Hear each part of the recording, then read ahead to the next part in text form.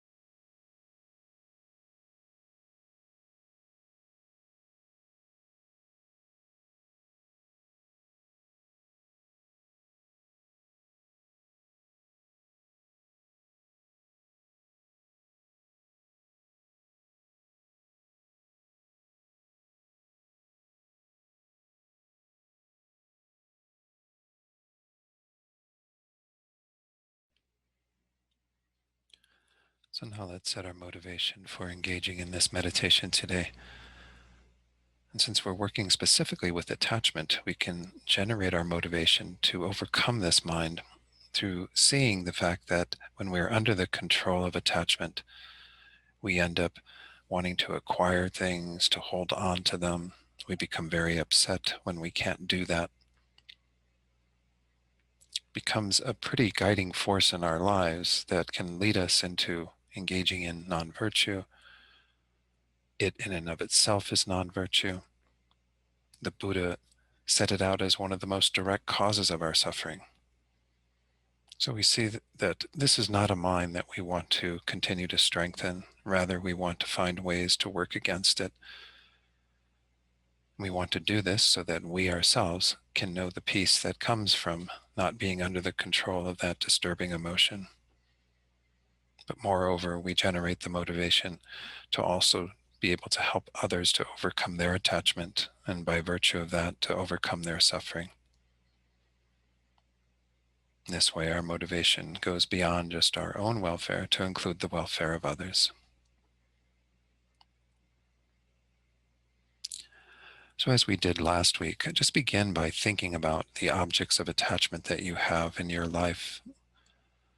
Might be people, sense objects, could even be views, even images we have of ourselves, and so on. We have a lot of objects of attachment. And as you do this today, try to identify maybe one or possibly two things that are kind of playing a deeper role in terms of the attachment you have to them. You can see that there are some problems with the attachment you have to those objects, people, places, whatever.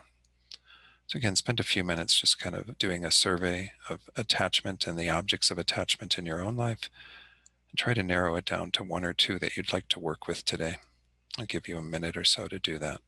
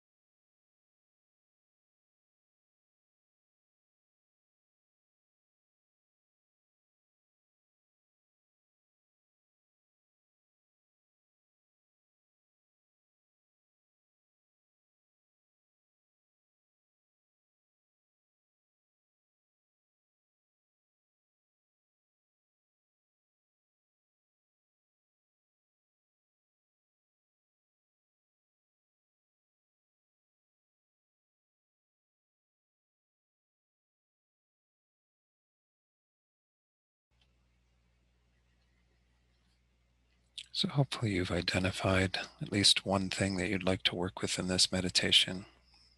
One of the initial ways that we can think about overcoming our attachment is to recognize impermanence. First of all, to reflect on the changing nature of those objects. No doubt everything we've chosen is an object that is subject to causes and conditions, that comes into existence and no doubt changes throughout its existence and sometimes even goes out of existence. This sort of subtle impermanence that is happening all the time, of everything around us changing. This leads to the unreliability of these objects. Sometimes they satisfy, sometimes they don't. It's because of the changing nature of things. But then also bring to mind the fact that you will have to separate from that object at some point. Every one of us is subject to death, and at the moment of death, we will be completely incapable of enjoying those objects of attachment. All the pleasure they've given us will simply be a memory of the past. We will have to separate from every desirable thing in our lives. So reflect on both of those levels of impermanence, the fact that things are constantly changing, therefore make them somewhat unreliable, and moreover that we will have to separate from these objects. And wouldn't it be better for us to lessen our attachment now than to have to separate from those objects at the time of death?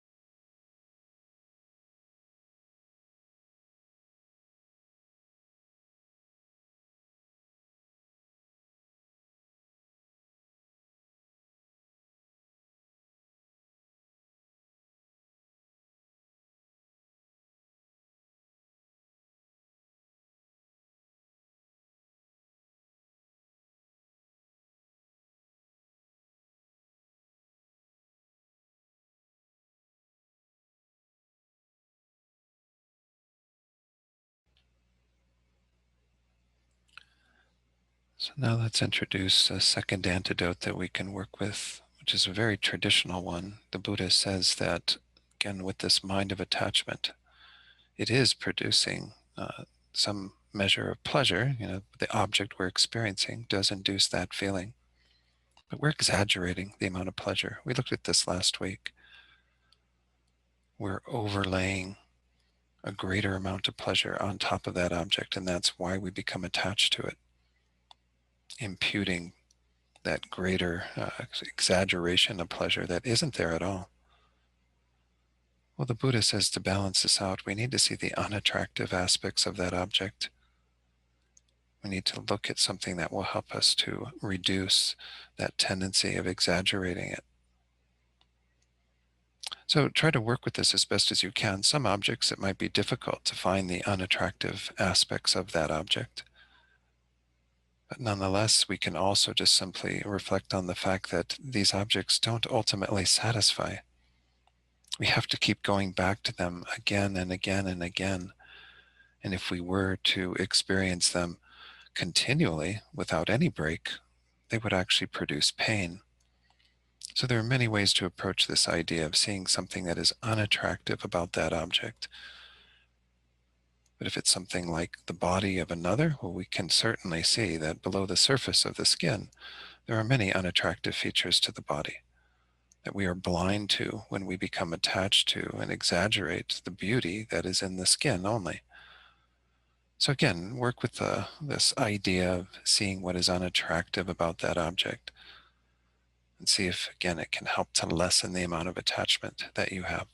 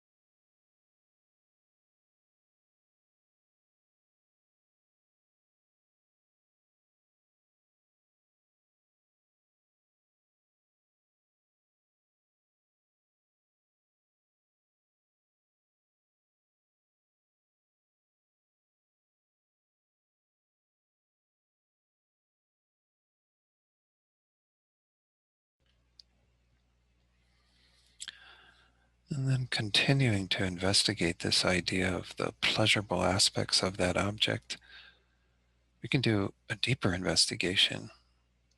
Does that pleasure reside within the object? Is it inherently there?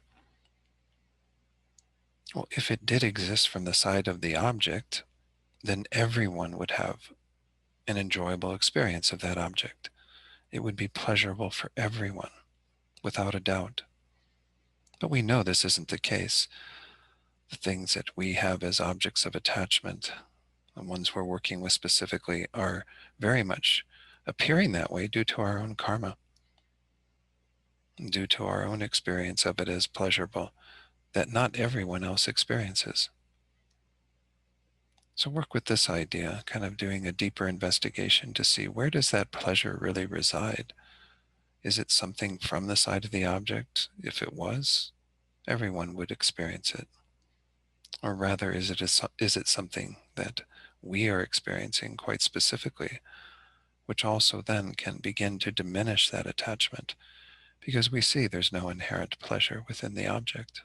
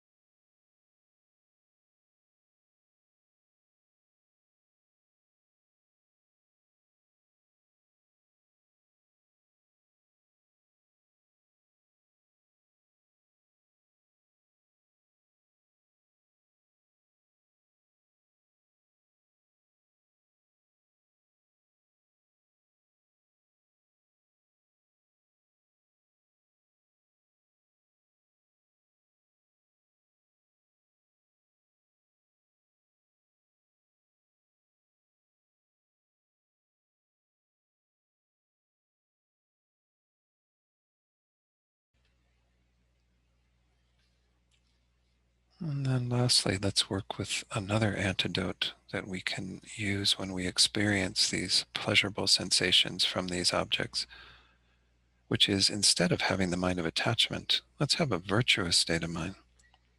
What would it be like to give that happiness to others at that moment? To think about how others also want to be happy, want to have pleasure in their lives, want to have enjoyable experiences. And we don't want them to have attachment either, but what is it like to offer that pleasure to them? What is it like to make your heart very expansive at that moment rather than contracting around our desire to have that object? Instead, we release that pleasure. We give it away to others. We think about them enjoying it, experiencing that happiness as well. So spend this last few minutes with that very uplifting motivation of thinking about offering the pleasure to others instead of getting attached.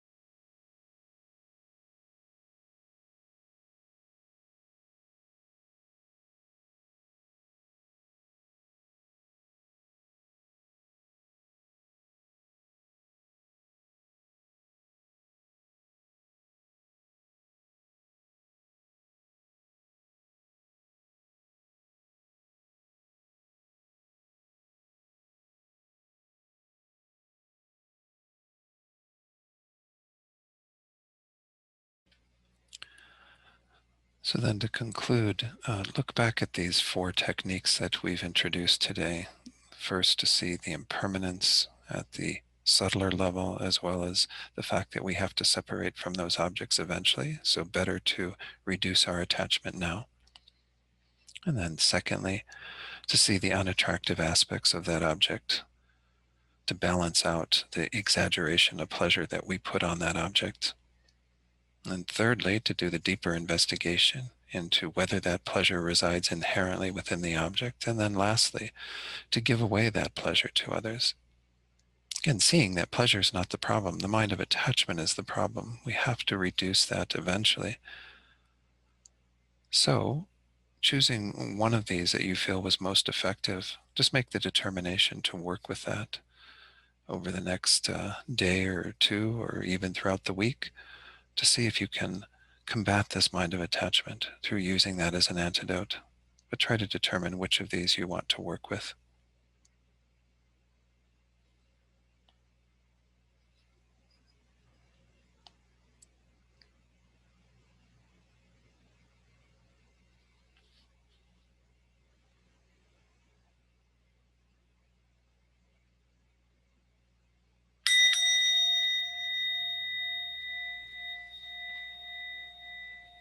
Okay, good. Then let's dedicate all the positive potential we've created through doing this meditation on attachment, so we can eventually be free of that mind and all of what ensues from that mind, all the actions we engage in, the karma we create, the suffering that we experience. But moreover, so that we can learn how best to benefit others, so that they too can be free from attachment and all the delusions and attain true peace and happiness. And let's dedicate also for the good health and long lives of our precious gurus who are leading us on this path of combating all of our afflictions and becoming fully enlightened.